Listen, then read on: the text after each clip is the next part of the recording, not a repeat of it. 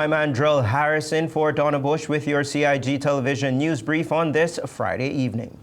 Recovery efforts are in full swing across Little Cayman, where government agencies and private sector partners are working tirelessly to return normalcy after Hurricane Rafael struck the island last week. These coordinated efforts have helped to make significant progress in rebuilding and strengthening community resilience with the support of dedicated teams and residents.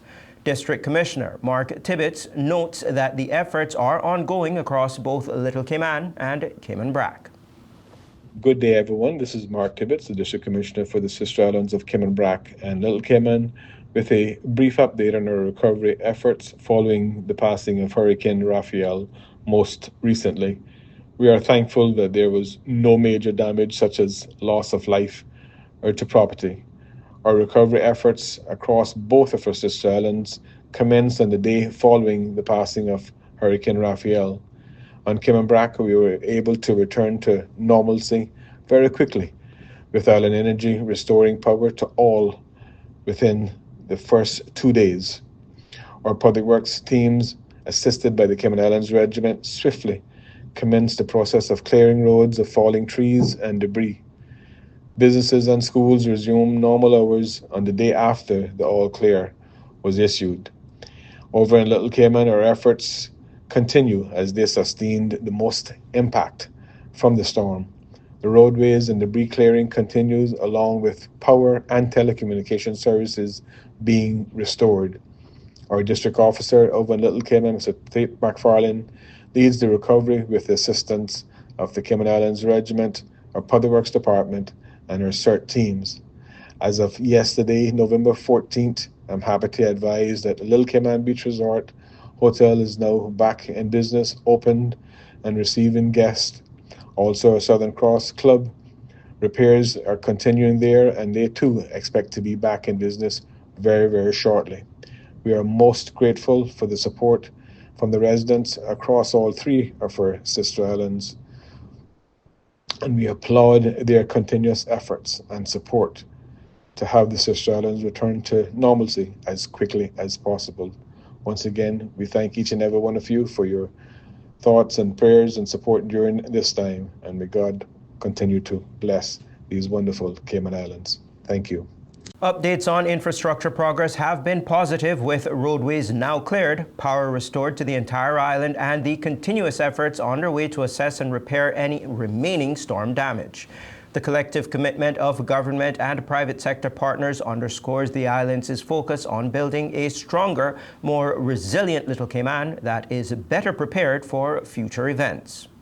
In other news, Deputy Premier the Honourable Kenneth Bryan delivered the keynote address to an audience of more than 300 guests at the annual Chamber of Commerce Parliamentary Luncheon yesterday, Thursday, 14th November. In his remarks, the Deputy Premier spoke about the government's economic performance, providing a budget update which confirmed that the core government had an operating surplus of $135.7 million, which is $38 million more than projected for the first 9 months of this year, and had spent $11 million less than projected between January and September 2024.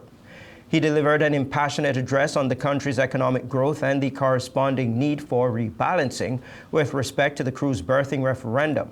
The Deputy Premier stated that he intended to bring the Referendum Act to be debated, which will formalize the process from a legal standpoint and pave the way for a comprehensive public education campaign to begin. However, he made it clear that the government would be dependent on the opposition for it to receive safe passage through Parliament and for the referendum to take place at the next election. But if we don't get the support from those on the opposite side, there will be no referendum, he said. During his remarks, he gave updates on a range of government projects, including the Ponciana Mental Health Facility, stating that the government was working towards having it open before the end of this year. The 7 Mile Beach Renourishment Project, stating that government is in the process of finalizing the options with the Department of Environment for the fastest way forward to renourish the affected areas on the southern end of 7 Mile. and that the government also intends to have talks with the affected property owners and tourism stakeholders about a shared private-public partnership funding model to pay for the initial renourishment strategy. Regarding the transparency around beneficial ownership registers, the Deputy Premier noted that the Honourable Premier, accompanied by the Attorney General and the Chief Officer for the Financial Services, along with other overseas territory leaders, will engage with the UK on this topic next week at the Joint Ministerial Council meeting. Meanwhile, nominations for the National Heroes Day 2025 were opened on 12th November. This year's theme celebrates Caymanian business leaders for their innovation, creativity, and contributions to the nation's business success. Public nominations are invited in these three capacities: legacy builders or early pioneers, modern visionaries or pioneers, and innovators of impact.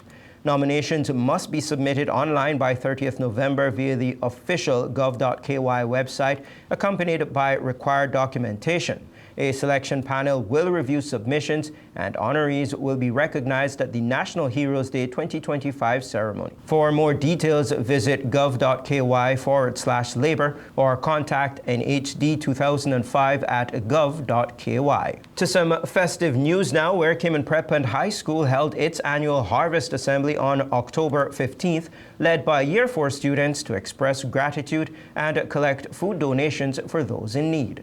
The event, held in the decorated primary school hall, supported the Department of Children and Family Services. During the assembly, Mr. Rail Roberts from the DCFS gave an inspiring speech, emphasizing the importance of giving back and supporting the less fortunate. We are deeply touched by the continued generosity of Cayman Prep and High School. These donations go a long way in helping families in our community who are in great need. We thank the school for their donations and contributions, said Mr. Roberts. For more information on partnerships with DCFS, contact them at 949-0290 or by email at dcfs@gov.ky. Of course, we extend our thanks to the Year 4 students for their generosity.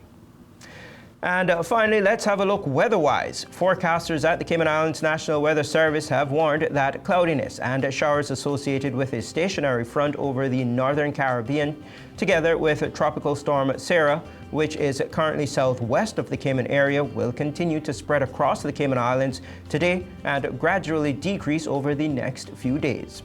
Tropical Storm Sarah is expected to continue moving westward along the coast of Honduras throughout the weekend.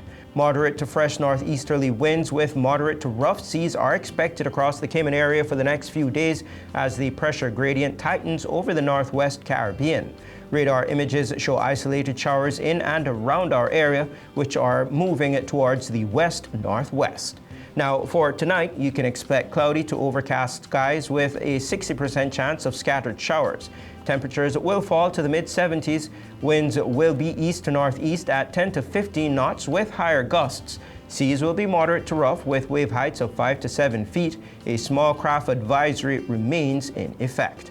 And tomorrow, forecasters are calling for cloudy skies with a 60% chance of scattered showers. Temperatures will rise to the low 80s. Winds will be east to northeasterly at 15 to 20 knots. Seas will be moderate to rough with wave heights of 3 to 5 feet. The outlook is for a continued decrease in cloudy, rainy conditions along with moderate to fresh easterly winds and moderate to rough seas through Monday afternoon as Tropical Storm Sarah moves further towards the Yucatan Peninsula. Remember, for the most accurate weather information, you are encouraged to go to weather.gov.ky. We encourage you to like, share, and subscribe to the Cayman Islands Government YouTube channel for the most accurate local government news. Again, I'm Andrel Harris in for Donna Bush. Have a great weekend and stay dry.